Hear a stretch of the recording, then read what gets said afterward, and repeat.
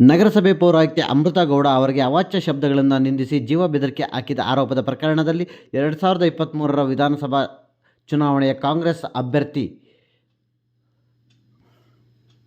ರಾಜೀವ್ ಗೌಡ ಅವರಿಗೆ ನ್ಯಾಯಾಲಯದಿಂದ ಭಾರಿ ಹಿನ್ನಡೆ ಎದುರಾಗಿದ್ದು, ಶಿಡ್ಲಘಟ್ಟ ಜೆಎಂಎಫ್ಸಿ ನ್ಯಾಯಾಲಯವು ರಾಜೀವ್ ಗೌಡ ಸಲ್ಲಿಸಿದ್ದ ಮಧ್ಯಂತರ ಜಾಮೀನು ಅರ್ಜಿಯನ್ನು ವಜಾಗೊಳಿಸಿ ಫೆಬ್ರವರಿ 9ರವರೆಗೆ 14 ದಿನಗಳ ಕಾಲ ನ್ಯಾಯಾಂಗ ಬಂಧನಕ್ಕೆ ಒಪ್ಪಿಸಿ ಆದೇಶ ಹೊರಡಿಸಿದೆ.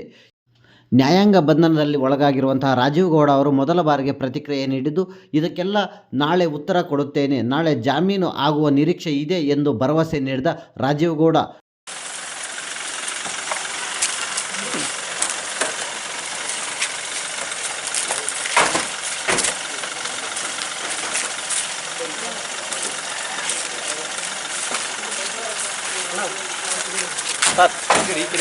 ಸರ್ ಇವತ್ತರ ಬಂಧನದ ಬಗ್ಗೆ ಏನಾದ್ರು ಮಾತಾಡ್ತಾರೆ ಸರ್? ಇವತ್ತರ ಬಂಧನದ ಬಗ್ಗೆ ನಾಳೆ ಎಲ್ಲ ಇದರದ್ದು ಡೀಟೇಲ್ ಆಗಿ ನಾಳೆ ಆರ್ಗ್ಯುಮೆಂಟ್ ಇದೆ ಕೋರ್ಟ್ ಅಲ್ಲಿ. ಸರ್ ನ್ಯಾಯಾಂಗ ಬಂಧನ ಕೊಟ್ಟಿದ್ದಾರೆ ನಿಮಗೆ ಸರ್, ಅದ್ರ ಬಗ್ಗೆ ಏನಿದೆ ಸರ್? ನಾಳೆ ಮಾತಾಡ್ತೀನಿ ಎಲ್ಲ ನಾಳೆ ನ್ಯಾಯಾಂಗ ಬಂಧನಕ್ಕೆ ಒಪ್ಪಿಸಿದ್ದಾರೆ ಸರ್? ಎಲ್ಲ ನಾಳೆ ಮಾತಾಡ್ತೀನಿ. ಓಕೆ.